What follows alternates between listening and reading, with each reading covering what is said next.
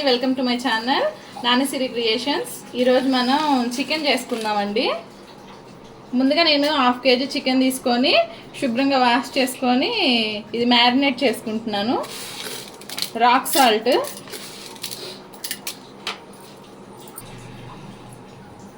పసుపు, కారం 2 స్పూన్స్ అండి. ఇప్పుడు మిక్స్ చేసుకోవాలండి బాగా.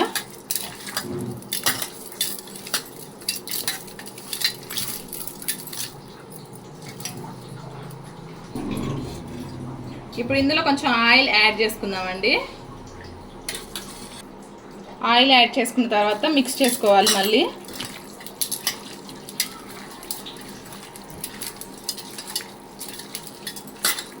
చికెన్లోకి 4 ఈ సైజు ఉల్లిపాయలని, 2 పచ్చిమిర్చి తీసుకుంటున్నానండి. ఆనియన్స్ చాప్ చేసి పెట్టుకున్నానండి. ఇప్పుడు మసాలా ప్రిపేర్ చేసుకుందాం. ఒక మిక్సీ జార్ తీసుకొని వెల్లుల్లి, అల్లం, 1 టీ స్పూన్ గసగసాలు, కొంచెం దాల్చిన చెక్క, 4 లవంగం మొగ్గలు. ఇప్పుడు ఇది మిక్సీ పట్టుకొని కర్రీ ప్రిపేర్ చేసుకుందామండి. ఇలా ఫైన్ పేస్ట్ చేసుకొని ఉంచుకోవాలండి. కర్రీ కోసం బౌల్ పెట్టుకున్నానండి.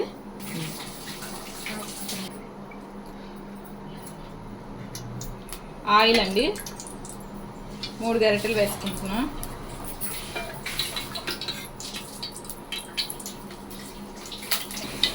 ఆయిల్ వేడెక్కిందండి.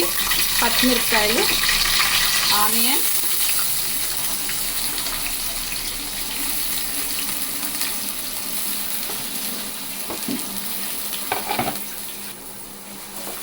ఫ్రై చేసుకోవాలండి.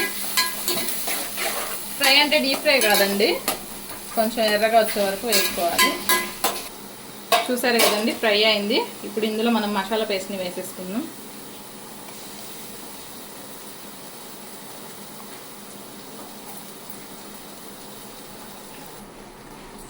ఇది ఇప్పుడు కొంచెం ఫ్రై చేసుకోవాలండి మసాలాని, పచ్చివాసన పోయేంత వరకు.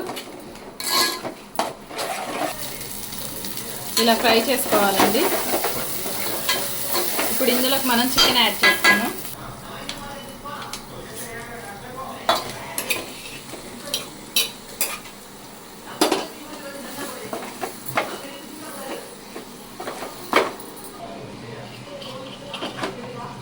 ఇలా కలుపుకుని కొంచెం సేపు సిమ్లో మగ్గనిచ్చాలండి.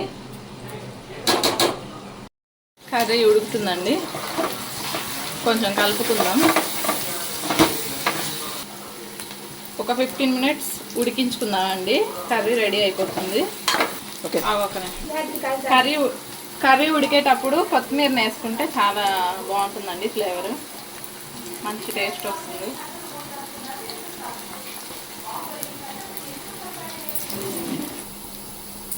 కర్రీలోకి కొంచెం ఎసరు యాడ్ చేసుకుందామండి. చూసారు కదండి, చక్కగా ఉడికిపోయింది 10 మినిట్స్లో. ఇప్పుడు ఇందులో మనం కొంచెం ధనియాల పొడి వేసుకొని, కొంచెం కొత్తిమీర వేసుకొని దించేసుకుందామండి. 1 స్పూన్ ధనియా పౌడర్, కొంచెం కొత్తిమీర వేసుకొని ఒకసారి తిప్పుకుందామండి. 2 మినిట్స్ మూత పెట్టి ఉంచుకొని స్టవ్ ఆఫ్ చేసుకుందామండి. Tasty chicken curry ready. ఇంతే అండి, చికెన్ కర్రీ రెడీ అయింది. ఇది బిర్యానీలో కానీ రైస్లో కానీ చాలా బాగుంటుందండి. ఒకసారి ట్రై చేయండి. నా ఛానల్ని సబ్స్క్రైబ్ చేసుకోండి.